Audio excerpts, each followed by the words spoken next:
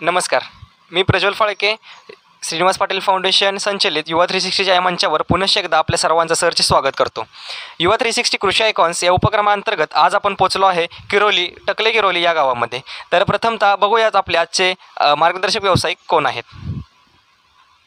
नमस्कार सर। नमस्कार, मी विजय गाडगे, समर्थ कृषी सेवा केंद्र किरोली यांच्या या ठिकाणी कृषी सेवा केंद्राचा व्यवसाय गेली 7 वर्षापासून पाहत आहे।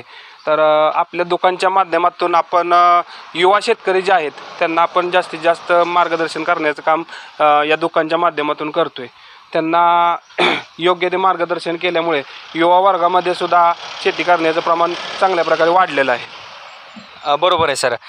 युवकांचा विषय आला, युवक आले की त्यानुसार तंत्रज्ञान आलं, तंत्रज्ञान आलं की नवीन नवीन आधुनिक गोष्टी आल्या। तर आत्ताच्या काळामध्ये सेंद्रिय शेती आणि रासायनिक शेती हा खूप मोठा आपल्या भागातील प्रश्न आहे। तर एक व्यावसायिक म्हणून तुम्ही या दोन्हींचा सहसंबंध कसा जोडता? आज कसं झालेलं आहे, लोकांचा रासायनिककडे जास्त कल आहे, त्यामुळं तो येणारा जो शेतकरी आहे तो रासायनिक घेतोय, टाकतोय। जमिनीचा सेंद्रिय कर्ब जोपासण्याचं काम कोणीही करत नाही। आज ते समजून सांगण्याचे आम्ही इथं काम करतोय। म्हणजे कसं राहतंय, एक संतुलित आहार जमिनीला जर दिला तर जमिनीचा पोत सुधारण्याला मदत होते। त्याच्यासाठी काय करावं लागते, जे शेतकरी आहेत त्यांना जीवाणू खतांचं महत्त्व जे आहे ते समजून सांगावं लागते।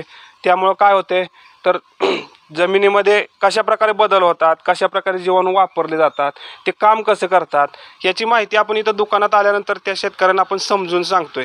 आणि त्याच्यामुळे काय होते की शेतकऱ्यांना जर एकदा लक्षात आले किंवा जीवाणू वापरल्यानंतर जे काही जमिनीला फायदे मिळतात, पिकाला फायदे मिळतात, आणि त्याच्यामुळं होणारा जो खर्च आहे तो आटोक्यात राहतोय। आटोक्यात म्हणण्यापेक्षा एकदम अल्प प्रमाणात राहतोय। हा बेनिफिट लोकांच्या आता लक्षात आलेला आहे। गेली आपण 4 ते 5 वर्षापासून सेंद्रिय शेतीवरती भर देण्याचं म्हणजे स्लरी हा विषय आपण शेतकऱ्यांना रिकमेंड करतो।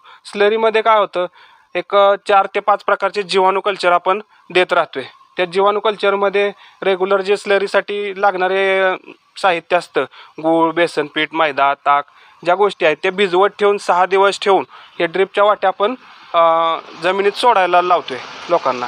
ते सोडल्यानंतर जमिनीमध्ये जी खतं जी स्टोअर झालेली असतात ते उचलण्याचं काम ते जीवाणू करून देतात। आणि त्यामुळे काय होतं, पिकाला भरपूर खाद्य मिळालं, त्यामुळं जमिनीचा पोत सुधारतोय, पिकाची ग्रोथ होते, उत्पन्नात वाढ होते आणि खर्च कमी होते। रासायनिकवरचा जो अतोनात खर्च चाललेला आहे तो खर्च फार कमी होते। बरोबर आहे सर। जसं तुम्ही सांगितलं की शेती आली की त्यासोबतची खत, कीटकनाशके आणि त्याचा अभ्यास आला। सेंद्रिय खत, तर सेंद्रिय शेतीची आपल्याला संपूर्णतः गरज आहे। जर आपण महाराष्ट्र राज्याचा विचार केला किंवा भारताचा जर विचार केला तर भारत हा एक कृषीप्रधान देश आहे। आपल्या पश्चिम महाराष्ट्रामध्ये शेतीमध्ये खूप समृद्धता आलेली आहे, परंतु तरुणांचं जसं याकडे एक बघण्याचा दृष्टिकोन हा एक नकारात्मक किंवा निगेटिव्ह झालेला आहे। मग त्याचं कारण विविध कारण असेल, विविध त्याला प्रत्येक विभाग त्यानुसार जबाबदार असेल किंवा बाकीच्या कुठल्याही गोष्टी जबाबदार असतील। परंतु एक व्यावसायिक म्हणून या क्षेत्रामध्ये शेतीशी संलग्नित हे काय जे क्षेत्र आहे या क्षेत्रामध्ये तुम्ही युवकांना भविष्यात ज्या संधी उपलब्ध आहेत त्या कशा प्रकारे सांगाल? आज कसं आहे, भाजीपाला विक्रीतून मिळणारा जो नफा आहे तो तरुण वर्गाच्या लक्षात आलेला आहे की बाबा टोमॅटो शेतीतून किती उत्पन्न किती कमी दिवसामध्ये मिळते, किंवा भाजीपाला असेल त्याच्यामधून किती उत्पन्न मिळते, खर्च आणि ऊसामधून किती मिळते हे लोकांच्या लक्षात आलेलं आहे। त्यामुळं जे तरुण युवक आहेत त्यांचा भाजीपाला शेती किंवा टोमॅटो शेती ह्याच्याकडे बऱ्यापैकी कल वाढलेला आहे। आणि कसं होतंय, आज मोबाईलचं आधुनिक जग असल्यामुळं जे तरुण युवक आहेत ते बऱ्यापैकी यूट्यूबवरती व्हिडिओ बघत असतात, आम्हाला येऊन प्रश्न विचारत असतात की हे काय। त्यांच्या जर शंकांचं जर निरसन केलं तर युवक उत्सुक आहेत की आधुनिक शेती करण्यासाठी आणि कमी खर्चातली। बरोबर आहे सर, मी अगदी सहमत आहे तुमच्या मताशी। सोबतच आजकालचे तरुण जे आपले मंडळी असतात, तरुण लोक असतात, तर त्यांना कमी वेळेमध्ये अतिशय लवकर रिझल्ट लागतात, अतिशय त्यांना अपेक्षित असा रिझल्ट हवा असतो। परंतु शेती करण्याची गोष्ट सोपी नाही आहे, कष्ट करावा लागतो, घाम गाळावा लागतो, सगळ्या गोष्टी कराव्या लागतात। परंतु शेती आणि व्यवसाय जेव्हा ह्या 2 गोष्टी आपल्या समोर येतात तेव्हा युवकांचं जास्त प्राधान्य हे व्यवसायाला राहतं ॲज कम्पेअर्ड टू शेती। तर शेती आणि व्यवसाय ह्याचा सहसंबंध जो आहे तो तुम्ही आपल्या युवकांना कशा प्रकारे समजावून सांगाल? आज कसं आहे, शेती करत असणारा जो युवक आहे त्याला पैशाची गरज भासते. आज महागाईच्या जीवनामध्ये जर विचार केला तर प्रत्येकालाच पैशाची गरज ही रोजच लागत असते.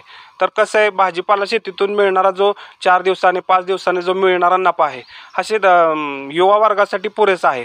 आणि जर फवारण्यांचा खतांचं जर योग्य नियोजन जर करून तुम्ही भाजीपाला पिकं घेतलीत तर तुम्हाला त्यातून चांगला हे मिळतोय, मोबदला मिळतोय. आणि दुसरी गोष्ट, जर तुमच्या शेतीला जर जोडधंदा असेल, म्हणजे जनावर असतील, बाकी काय मुरघास प्रकल्प असतील किंवा असे काही शेळीपालन असेल, या पद्धतीचे जर व्यवसाय जर असतील आणि प्लस तुमची शेतीची जोड, तर बऱ्यापैकी उत्पन्नाचं साधन एक चांगलं नोकरदारापेक्षा व्यावसायिकाचं उत्पन्न चांगलं राहील. बरोबर आहे सर. निश्चितपणे सर, आपलं तुमचं स्वतःचं एक समर्थ कृषी केंद्र या नावाने कीटकनाशक आणि खतांचं दुकान आहे. एकंदरीत जर का आपण थोडासा जर आढावा घेतला तर सध्याच्या आर्थिक उलाढालीमध्ये म्हणा किंवा भांडवलशाही जी काही पूर्णपणे असेल पूर्ण आपल्या दुकानाची किंवा उत्पादनाची, ती एकंदरीत कशी आहे? आज कसं झालं आहे, रासायनिक खतांचं बजेट इतकं वाढलेलं आहे की सामान्य माणसाला शेती करणं हा फार विचार करण्यासारखा प्रश्न पडतोय की शेती करावी की न करावी. पण कसं आहे, समतोल राखत जर शेती केली, सेंद्रिय खतांचा वापर असेल, पाचट कुट्टीचं प्रमाण असेल किंवा तुमचं शेणखत असेल, मेंढ्यांचं खत असेल, याचा वापर केला तर ह्या आमच्या दुकानाकडे येण्याची गरज फार कमी लागते लोकांना. पण हे लोकांना समजवून सांगावं लागतं की बाबा तुम्ही ह्या हिरवळीच्या खतांचा वापर करा, बाकीची जी खतं आहेत यांचा वापर करा, त्यामुळे तुमचं उत्पन्न वाढेल, खर्च कमी होईल. रासायनिकचं जे प्रमाण आपण वाढवत गेलेलो आहे, जमिनींचा पोत बिघडवत गेलेलो आहे, हे भविष्यासाठी धोकादायक आहे. त्यामुळे आम्ही शक्यतो लोकांना जे देत असतो ते सेंद्रिय खताला जास्त प्राधान्य देतो, जेणेकरून की उत्पन्न वाढावं, खर्च कमी व्हावा, या पद्धतीनं आपण काम करतोय. आणि कसं राहतं, शेतकऱ्याला मार्गदर्शन करणारा व्यक्ती फार महत्त्वाचा राहतो. आज कसं आहे, शेतकरी कोणाचं ऐकतो, काहीही करत राहतो, मग त्याच्या मागचं कारण काय आहे, त्याने काय फायदा होतो, काय तोटा होतो हा बघत नाही. एकदा सुरुवात केली आणि त्यात नुकसान झालं की शेती परवडत नाही म्हणून लोक सांगत राहतात. पण शक्यतो करून कसं आहे, आजच्या आधुनिकच्या जर काळात जर विचार केला तर पैशापेक्षा डोक्याने शेती करणाराच आज पैसे कमवू शकतो. बरोबर आहे सर. अतिशय म्हणजे नियोजन आणि त्याच्यावरचं सखोल अभ्यास हे अत्यंत गरजेचं आहे. जसं सर तुमचा स्वतःचा एक व्यवसाय आहे, तरुण पिढीसुद्धा व्यवसाय करू इच्छित आहे, तर खते आणि कीटकनाशके शेती संबंधित जे आपला हा जो विभाग महत्त्वाचा आहे, खते आणि कीटकनाशके, तर या संदर्भामध्ये युवकांना भविष्यामध्ये कोणत्या संधी उपलब्ध आहेत? आज कसं झालेलं आहे, आज शेतीकडे येण्याचा युवा वर्गाचा कल वाढलेला आहे. त्याच्यामध्ये तुम्ही जर विचार केला तर औषधं, खतं, बियाणं याच्यामध्ये बऱ्यापैकी लोकांचं म्हणजे वापरण्याचं प्रमाण वाढलेलं आहे. त्यांना योग्य मार्गदर्शनाची गरज आहे. जर कृषी पदवीधर असतील तर त्यांनी दुकानाच्या माध्यमातून लोकांच्या प्लॉटवर जाऊन प्रत्यक्षात जर तुमचे प्लॉट व्हिजिट करून तुम्ही त्यांना मार्गदर्शन केलं तर शेतकऱ्यांचा फायदा होत राहतोय, प्लस तुमच्या उद्योगाला चालना मिळू शकते. आणि 4 पैसे जर शेतकऱ्याचे वाचत असतील तर शेतकरी तुमच्या व्यवसायाला कधीही प्राधान्य देत राहणार आहे. बरोबर आहे सर, नक्कीच. म्हणजे एकंदरीतच योग्य वेळेला जर का आपण जर का निर्णय ठोसपणे घेतला तर भविष्यामध्ये जे रासायनिक खताचं अतिक्रमण आपल्या शेतीवर होतं ते निश्चितपणे वाचू शकतं, असं सरांच्या एकंदरीत बोलण्यात येत आहे. आज श्री विजयकुमार सर असतील, यांनी आपल्याला वेळात वेळ काढून जो आपल्याला मौल्यवान वेळ दिला आणि शेती आणि त्यासंबंधीची खते आणि कीटकनाशके या व्यवसाय या संदर्भात जे काय आपल्याला मार्गदर्शन केलं, यासाठी युवा 360 तर्फे सर मी मनपूर्वक आपला आभार मानतो. एकंदरीत तुम्ही जर आत्तापर्यंत बघितलं तर या भागातील शेतकरी असेल, युवा वर्ग असेल, शेती कशी करायची किंवा शेतीसाठी प्रेरणा मिळण्यासाठीचं आत्तापर्यंत कुठलंही व्यासपीठ आपल्या भागामध्ये तयार झालं नव्हतं. परंतु श्रीनिवास पाटील फाउंडेशन आणि फाउंडेशनचे अध्यक्ष माननीय श्री सारंगबाबा पाटील यांच्या अथक प्रयत्नातून आणि संकल्पनेतून युवा 360 कृषी आयकॉन्स हा उपक्रम आपण हाती घेतलेला आहे. तर एकंदरीत युवा वर्गाला शेती करण्यासाठी प्रेरणा देण्याचं काम हा उपक्रम करत आहे आणि करत राहील. तर ह्या उपक्रमावर श्री सारंगबाबा पाटील यांच्यासाठी आपला काय निरोप आहे? नाही, उपक्रम हा स्वागतार्हच आहे आणि याची गरज होतीच. आणि या क्षेत्रात पाटील साहेबांनी पाऊल टाकले, याचं मी त्यांचे आभार मानतो की एक व्यासपीठ उपलब्ध करून दिले तरुणांसाठी. तर तरुण वर्ग लवकरच याचा जास्तीत जास्त फायदा घेईल असं मला वाटते. बरोबर आहे सर. निश्चितपणानं युवा 360 असेल किंवा एकंदरीत पूर्ण श्रीनिवास पाटील फाउंडेशन असेल, हे कायम युवकांसाठी प्रेरणा देण्यासाठी तत्पर आहे. तुमच्यासारखे मार्गदर्शक आहेत. कृषी आयकॉन्स या उपक्रमामध्ये आपण आपला मौल्यवान वेळ दिला, याबद्दल मी युवा 360 आपलं पुनश्च एकदा आभार व्यक्त करतो. धन्यवाद.